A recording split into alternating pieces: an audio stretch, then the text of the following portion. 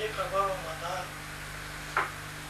ભગવાનના પુણ્ય મનોજ પર્યાય મળી, જૈન ધર્મ મળ્યો, આર્ય દેશ મળ્યો, આર્ય પૂર મળ્યો, ભાવિ તીર્થંકરને ગંધર્વના ભેટા થયા.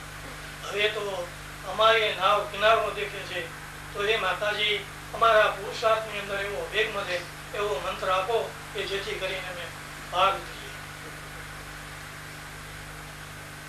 મંત્ર તો ગુરુદેવે ઘણો આપ્યો છે કે તું આત્મા ભગવાન છો, એને ઓળખ. એ કરવાનું. તું પોતે જ સ્વયં ભગવાન છો. તું આત્મા અનાદિકાળથી તારામાં અશુદ્ધતા કે અંતરમાં પ્રવેશ થયો નથી. તું દ્રઢ સ્વભાવે શુદ્ધ આત્મા છો, એને ઓળખ. એ કરવાનું એ છે. એ દ્રવ્ય શું છે, એને પર્યાય શું છે, અશુદ્ધતા છે, એને શુદ્ધતા શું છે, એ ઓળખવાનો પ્રયત્ન કરો. અંદર પુરુષાર્થ કરે તો થાય. પોતે અંતર એટલી લગ્ની લાગવી જોઈએ, એટલી જિજ્ઞાસા થવી જોઈએ. અંતરમાં પુરુષાર્થ કરે તો થાય. દ્રવ્ય ગુણ પર્યાયનું સ્વરૂપ પોતે સમજે. ગુરુદેવે તો ચોખ્ખો મંત્ર બતાવ્યો છે કે તું ભગવાન છો, તું નાયક છો, તું શુદ્ધ છો, એને તું ઓળખ. આ બારમાં અટકી રહ્યો છો. આ શુભાશુભ ભાવો તારું સ્વરૂપ નથી. તું જાણનારો છું. એક પર્યાય માત્રમાં અટકમાં તું દ્રવ્ય શાશ્વત છો.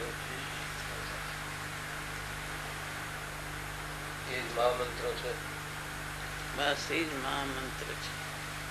તું આત્મા ભગવાન છો, તું દ્રવ્ય શાશ્વત અનાદિ અનંત જેવું છે તેવું છું. પર્યાયમાં અશુદ્ધતા છે, એને સમજી અને તું તારા દ્રવ્ય ઉપર દ્રષ્ટિ કર.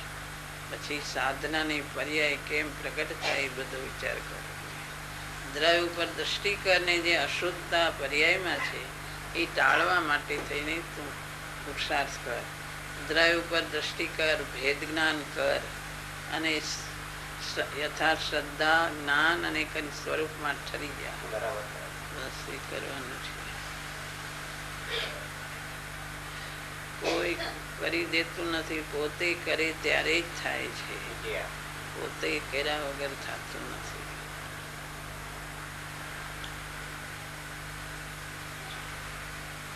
એમાં ગુરુનો ઉપકાર સાથે હોય છે.